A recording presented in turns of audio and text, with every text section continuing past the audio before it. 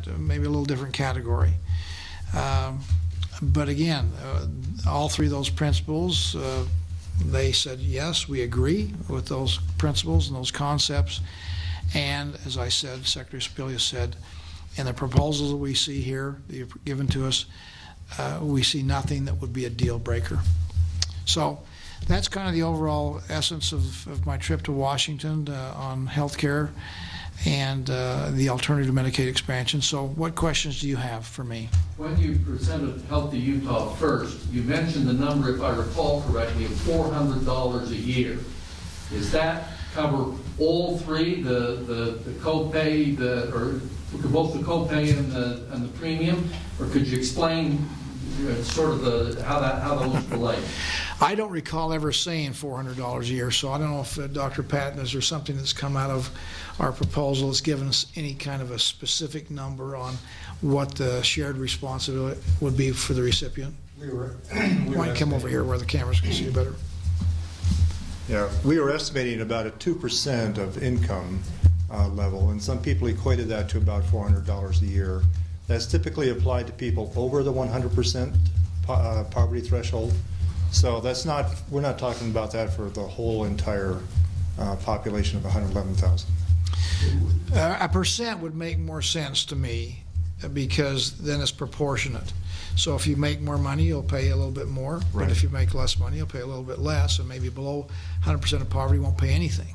What are you gonna do with the money? Suppose you have 100,000 people, and supposing they're paying $200, or I don't know, on average, that's some money. Where does the money go? Well, we'd be going into paying for the health care. I mean, it's just like anything else. It's their premium payments, and we have to administer the program ourselves. So we'll go into the overall Healthy Utah program as a revenue stream to pay for the operation. Does it reduce the state share or the federal share, or does it increase the amount of money that goes to the doctor? Where I don't know, you got tens of millions of bucks. Where do you know what you're going to do with it? It's just like your insurance. You pay a premium on your own insurance. You have a stake in your insurance benefit. This would be the same thing. So the individual would pay into their insurance plan. It wouldn't probably change the state or the federal share. That would be arranged ahead of time with that premium anticipated. So it would be just part of their insurance plan. Some to the state, some to the feds. In essence, you could see it as working out that way, but really it's just what they pay into their insurance plan.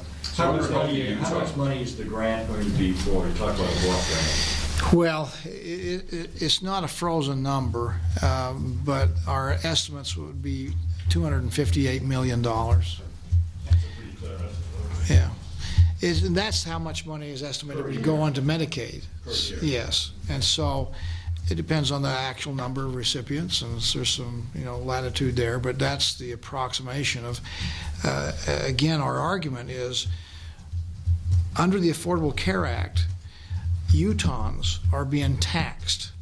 This is a specific tax under the Affordable Care Act to pay for all things associated with the Patient Protection Affordable Care Act, Obamacare. We sent about $680 million back to Washington. They redirect $258 million approximately into what we call Medicaid expansion. And we're just saying that rather than put it into a Medicaid program, we want to put it into a Healthy Utah program because we believe that you can get more efficiencies in a state-run program. You can find more better health care, better accessibility, and more choice. You can picture, a lot of different insurance programs out there that you could choose from that would be tailor-made for your individual family needs. So access to better quality and more choice and better health care is what the outcomes of this will be, as opposed to the more of the one-size-fits-all program of Medicaid. Get back to the $400 and the 2%. I guess I'm a little unclear how it's more efficient if people end up spending more money. If we just accepted the Medicaid expansion as a state, people wouldn't be spending that 2%, correct? So this program actually costs more to people than just a straight up Medicaid expansion. Well, it depends on if you have delays in getting into your doctor under Medicaid. We have many doctors that don't want to take Medicaid patients. You limit your choice. I've used the example before of my sister, who had her husband pass away suddenly this past year at age 55, and died of a heart attack training for his 5th marathon. But they have a special needs child, and she's been on Medicaid virtually since birth. But my sister said to me, "Gary, I'm going to do everything I can to stay off of Medicaid." When I asked her why, because I said, well, Medicaid's kind of designed to help people in your circumstance. She said, "I've seen the treatment that my daughter's received, the quality of the health care, and I don't like it. And my insurance has treated me much better. I want to make sure I have my own insurance program." And frankly, under our proposal with Healthy Utah, my sister will be able to take her daughter off of the Medicaid rolls and enroll her into an insurance program, which she thinks, as a mother, is going to be better for her child. So that's not everybody's circumstance and situation, but I believe that the choices that were given, the ability the state will have to find more efficiencies and giving better health care. In Indiana, for example, which is a similar kind of a program, they're offering now vision and dental as an option under the Healthy Indiana plan, which you don't get with Medicaid. So we have to work on this. That's why it's a pilot program. We're going to monitor what takes place with the recipients. Are they getting good health care? Are they getting it in a timely fashion? Are they getting good service? Are they getting better choices? We'll analyze that over the next 2 or 3 years.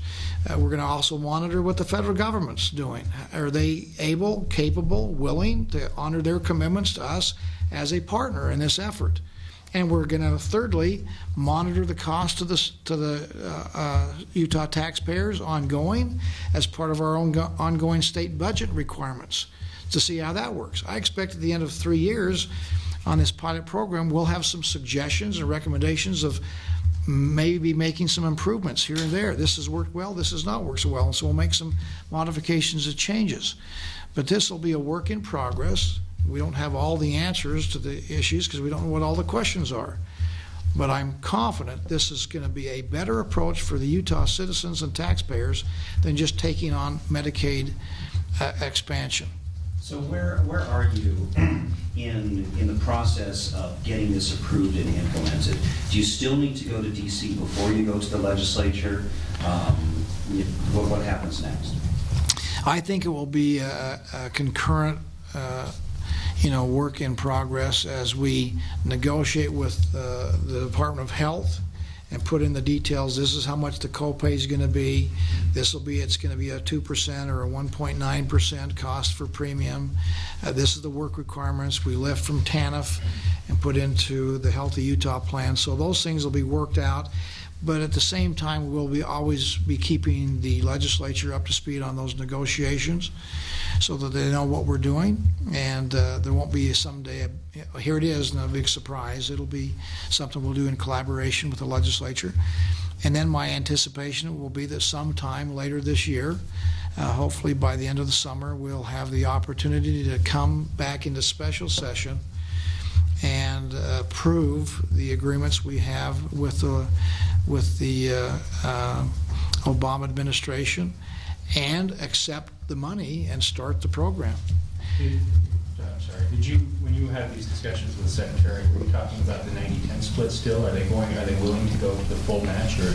We're talking about 100% split, 100% responsibility, and then gradually as you go to the 90-10, which is the same program. This is a 3-year pilot program. We'd have 100%, and then it would gradually then go to the 90-10. But I don't think it's one step. I think there's multiple steps before you get to the 90-10. But yeah, the same kind of thing that we've been proposed out there with what we would be as far as the federal government share. Which again, I want to emphasize, this is Utah specific taxes being charged for under the Affordable Care Act, which is the law of the land. Our Utah taxpayers are being taxed specifically, and we're going to have some of that money come back and be spent by Utah. I'd rather have the money spent by Utah people than by the federal government. I think we can find more efficiencies and more have a more effective program in helping the people. At the end of the day, it's about the people. And so I believe this program will be better for the people. At this point, does that cost include the price of administering this program? Is the health department prepared to deal with that? Because it seems like you're creating a whole new branch of the health department just to administer the Healthy Utah solution. Isn't that true? There are some programs which will become obsolete with the embracement and the creation of Healthy Utah. So those other programs which we administer now, the savings from that will now be used and redirected into the administration of the Healthy Utah program. So I think it'll be virtually revenue neutral. Should not be any cost. We also have the ability, as we're talking about this, to, if we find efficiencies in the system, which I believe we can, to have those savings again inure to this program. Maybe we can, in fact, add vision and dental. Who knows what we can do down the road. We have a lot of discussion with other governors, Democrat as well as Republicans, saying that if they would take away the strings, we can find more efficiencies in the system. We can be more innovative. We can create better processes. Transportation, for example, which is, we have a lot of federal dollars that go into our transportation system. We have contractors that say we could save 15 or 20% on the cost of our roads if we didn't have so many strings and red tape and hoops to jump through. And so that's an example of where we can find savings in transportation. I expect we can find savings with new innovation and new processes and less red tape with a state-run program than with a federal Medicaid program, which has become so difficult that doctors say, I don't want to participate. It's not just the amount of money that they're getting compensated, but it's the red tape. You talk to doctors, they have somebody that's working full-time now just to fill out the forms for Medicaid.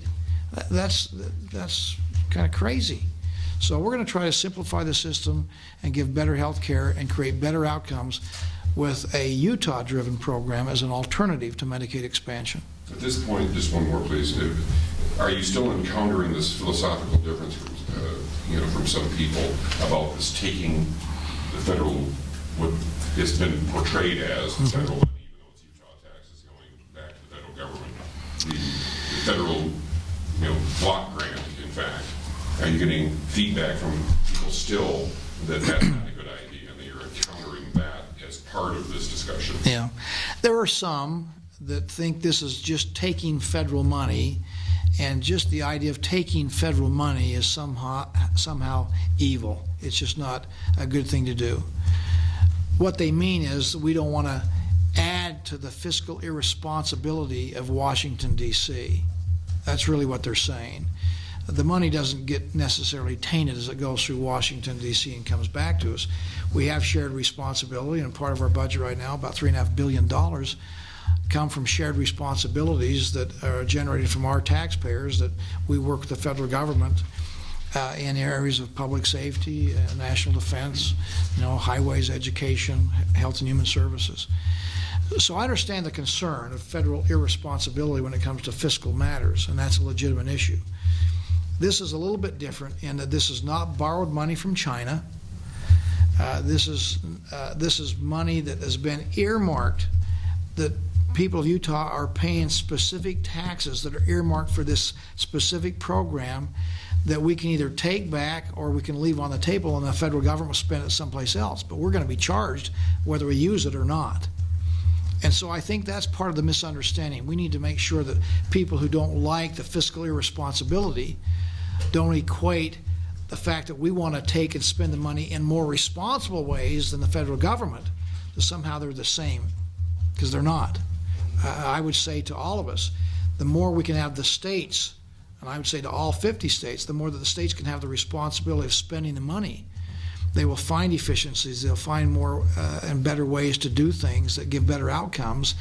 Then a federal government is so bloated and so far removed from the circumstances that they don't make good decisions. They're bloated with red tape.